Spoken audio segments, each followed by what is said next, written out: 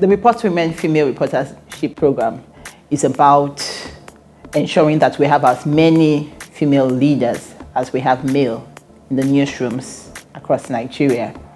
We did a survey in the past where we saw that most newsrooms actually have over 70%, sometimes up to 90%, sometimes 100% male representation in their management. We are working hard to change that narrative, and we are intentional about it.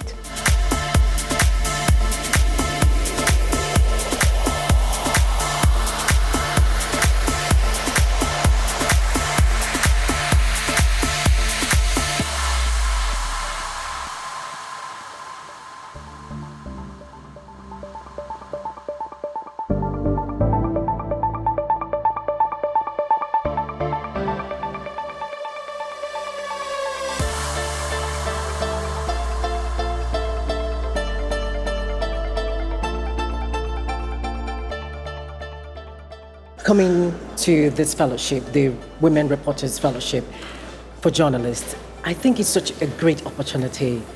There's nothing as powerful as a voice.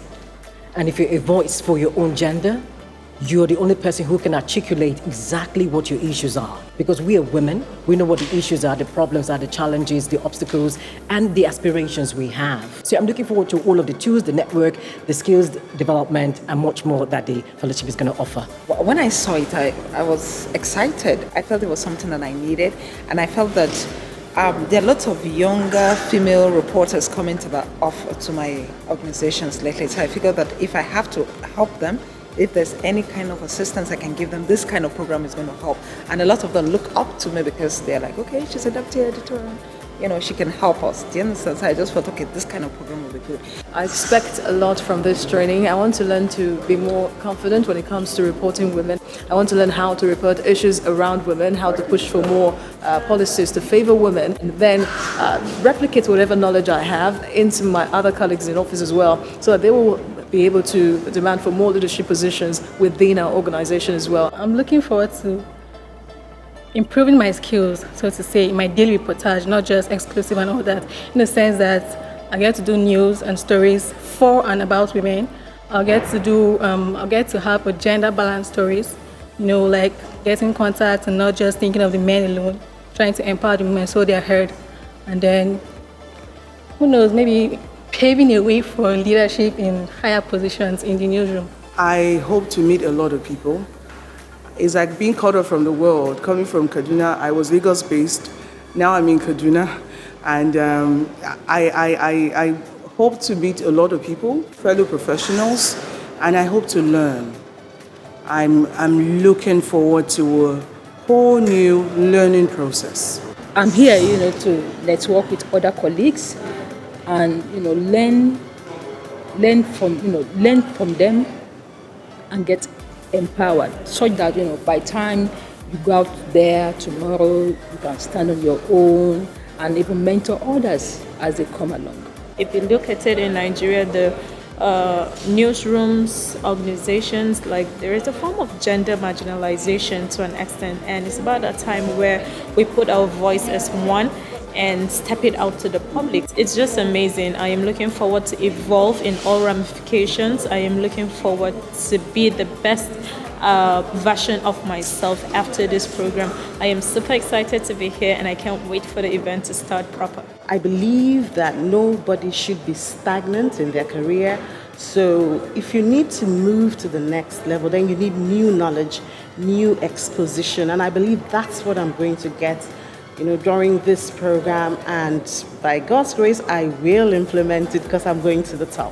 When we first conceived of this idea, it was back in 2010, and I had said we need leadership programs for female persons, and we wrote the proposal down, but no one was willing to sponsor it. Then, fast forward to 2016, Free Press Unlimited came on board, and they showed interest. That enough was exciting for me. 2 years down the line, you look at how the lives of the 34 fellows who have been directly involved in the program has changed.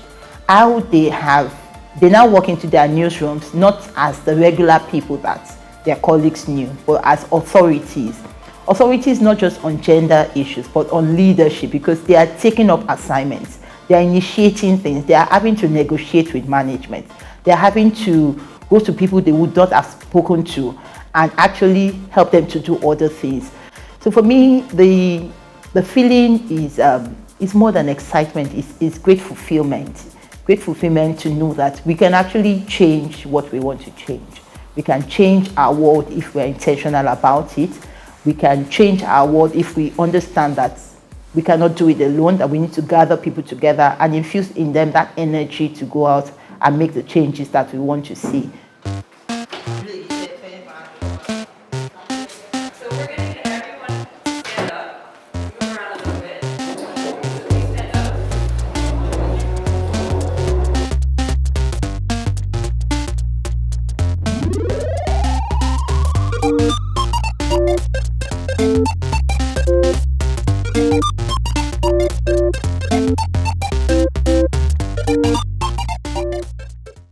If indeed you're a broadcaster, I do not think it is ethical for you to, it is okay for you to have your personal opinion.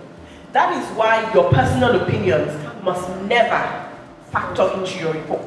Because once your personal opinion factors into your report, then you're biased. You're biased, then you're no longer credible. Yes. Because it means that you will see things only from that perspective and be jaded by what everybody else sees. No. If I'm talking about, if you're going to report something that is probably controversial, something that is happening that nobody wants heard, and then you have a series, some are more incriminating and some are more damaging than the other, what do you do?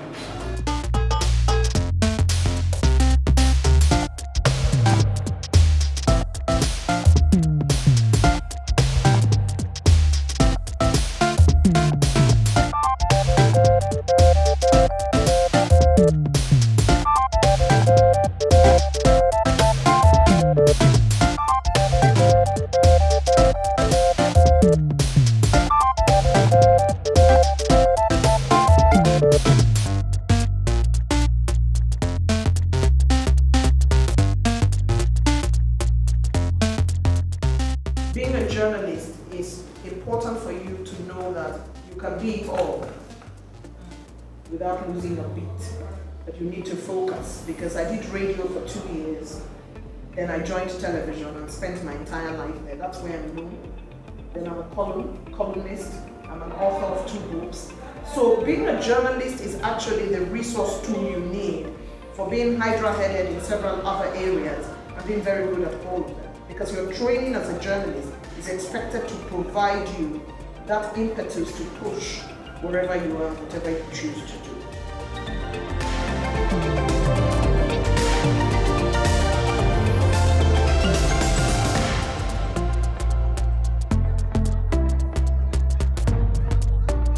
Fourth day, final day, it has exceeded every bit of my expectations. Like, I have learned to, have values as a journalist. You don't just go with the wind now. You should be able to stand for something. I have learned to, grow myself in knowledge. Sincerely, it has been an eye-opener. It has taught me to focus, to redefine, and to look at some of the things I've always wanted to do, but I didn't know how to go about it. As a leader in my field and being a female, it's not been easy, especially where you don't have a lot of people to look up to. This program has taught me a lot that I'm going back home to implement in my newsroom, and it has made me a better leader. I used to think that I'm a leader. Of course I'm a leader, but now I've become a better, and as the word is used there, an intentional leader. And networking with a lot of ladies, beautiful ladies, in depth on journalism and its practices from various media houses in Nigeria here has been an amazing one. And the lessons I've learned from here, I must say, is life transforming, and I am glad and happy that I made it to this program. We live in a special climate where women journalists have different challenges. I was so excited that we weren't put in the box and expected to function as if we weren't having those challenges. So we had sessions on confidence, on work-family effectiveness, I realized that I must find that particular glass ball that holds up every other thing, and it must not drop. And Mrs. Eugenia Abu just turned it all over. I mean, her life experiences, everyone can learn from that. It's been fantastic, and I feel really excited being a fellow and participating in this leadership program. It was a really refreshing experience to be among my fellow female reporters and to learn the similar challenges that we all face, while on the job, and how to cope with them, how to be security conscious, in a profession that is male dominated. And I must tell you that I was really, really inspired, being among so many of my colleagues, female colleagues, and with the quality of the facilitators. It's been more than what I thought I would get from here. I mean, I came here thinking, probably let me just learn the usual, but it has exceeded my expectation. I've learned not just to be a journalist, but also to take my writing and put more work in it in such a way that I become an authority in what I do. The things I suspected that I knew before, I needed to take them seriously. Like I needed to audit my career, audit my knowledge base.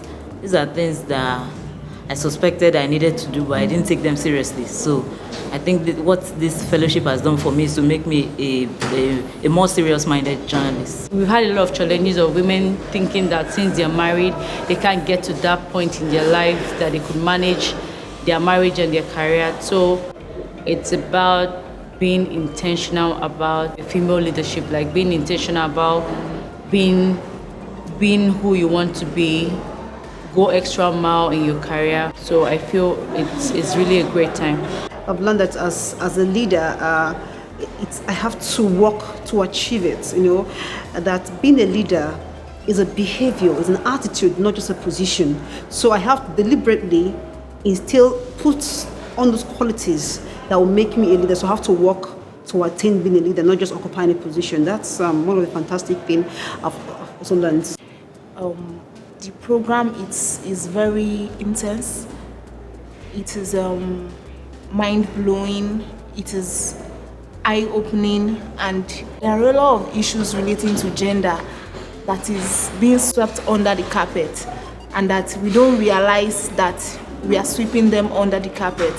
Consciously or unconsciously we do them. So I realized that even not mainstreaming gender in my reports is also a kind of unconscious contribution to the problem of gender in our society. And there was also a place of me coming to realize that there are multiple ways of actually advocating for issues relating to women, regardless of whatever I cover. So far, I've been more equipped on what to do as a broadcast person. For example, I cover education, I cover labor, I have more interaction with men. Not like there are not women there, they might be few, but right now with the gender lens that I have, I know that for every story that I do, I just don't look at it the way it is. I have to be more gender sensitive to ensure that it's an all-inclusive report, both male and female. Thereby we have a true picture of what the issue is and definitely find a solution to whatever challenge or societal challenge that we're facing all, I'm saying. I was thinking about the stories I've written in the past couple of years before I came for this training. I've always wanted to capture women, but I didn't think to look at them as the heroes in their stories. But I learned that now. So if you're telling a story, you have to be deliberate about how you think about the story, the impact the story will have, not only on the audience, but the subjects of the story.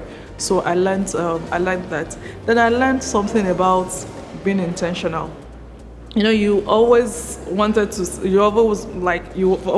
do something, but if you do not take the deliberate, intentional step towards it, it becomes a wish. I have learned a lot, including what is gender streaming and why it's important for us to have more gender-sensitive reports in our news. I've also learned that it's important to have integrity, because as a leader, you won't be able to go very far, or you won't be a successful leader if you don't have that virtue. I've also learned that it's possible for me to be a successful entrepreneur.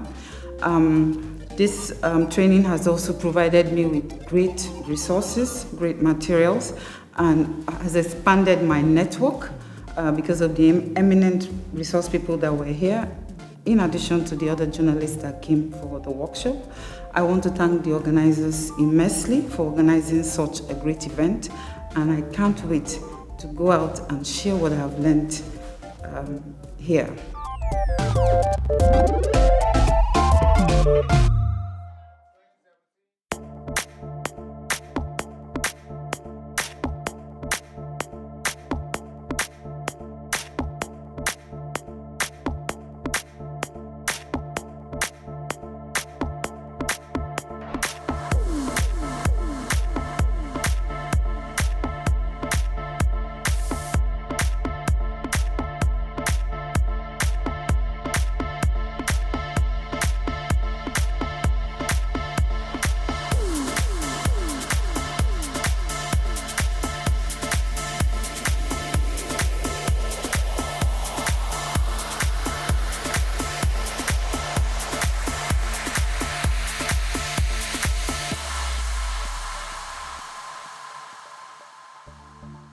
When you want to know about society, the media is the only tool to better know about society, because media and journalists are the eyes and ears of society.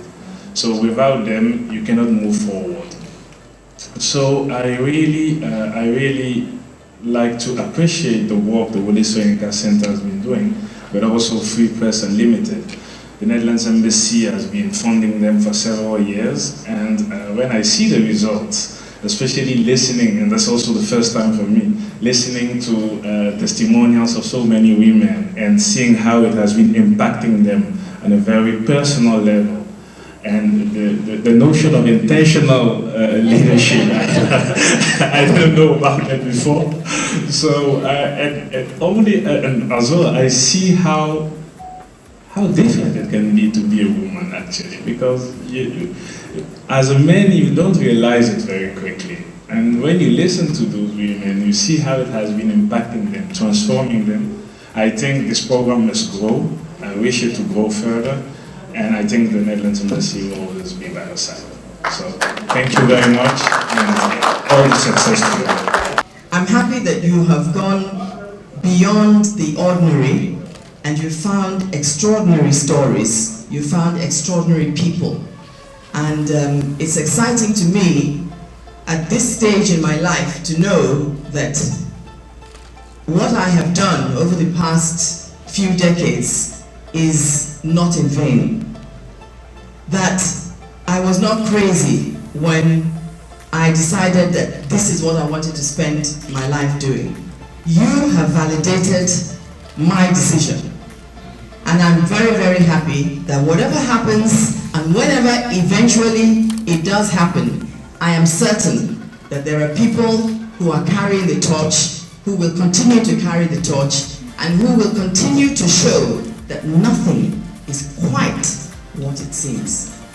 So congratulations to you all. Thank you very much, mentors. And of course, thank you very much, the Wole Soyinka Center for Investigative Journalism. Thank you too to all those who have supported what our female journalists have been able to do. I'm so happy that after years of trying, that Motunrayo Alaka is doing what we would have wanted to do 20, 30 years ago. Congratulations.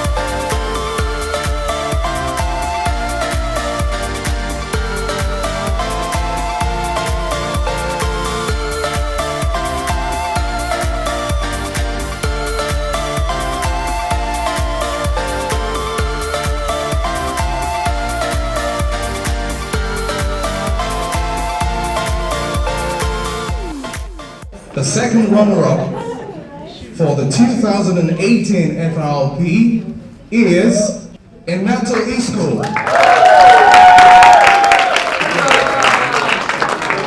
Congratulations.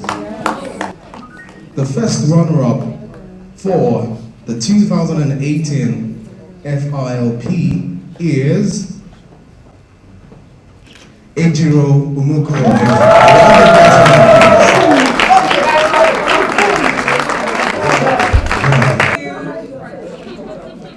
All right, ladies and gentlemen, the top prize in this beautiful brand new HP convertible laptop take-home prize and a 200,000 naira check, which makes it a bit heavier. I would like to call on the winner for the 2018 Female Reporters Leadership Program at Dejoke Fire.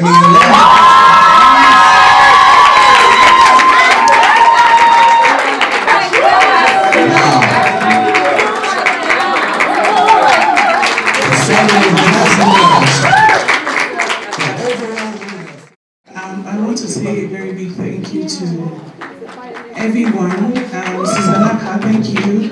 Mrs. Okekaro, thank you. Mr. Otifote, thank you. To all my colleagues, I want to say thank you. You guys gave me the courage. And to my husband, he's not here. But through all, he kept monitoring me, supervising me. I didn't call Mr. Nikon. I didn't call Mrs. Okekaro. What did they say?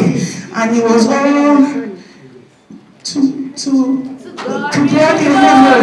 Thank you, Father. I appreciate you. Thank you. Distinguished ladies and gentlemen, it's an honor to stand as a member of the MacArthur Foundation, but also equally importantly as a feminist. No ifs, no buts, but a feminist full stop. I would like to thank the mentors like everyone has, and the mentees themselves who are well on their way to becoming mentors, for the courage you have found to do the difficult, and the imagination you have brought to your work. It's absolutely inspiring.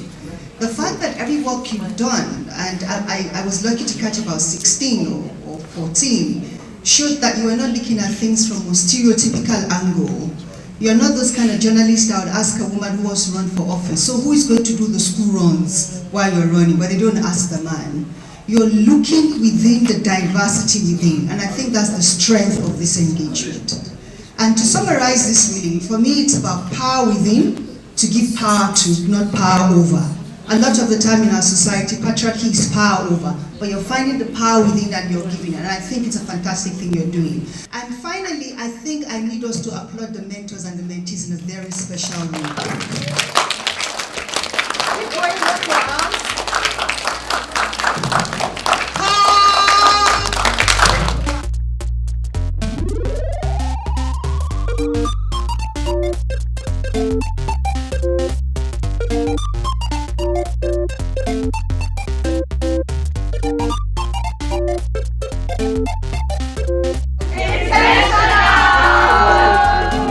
I think I'll be forever grateful for this opportunity.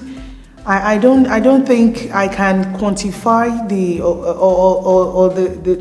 amount of gratitude will be equivalent to what they've done for me.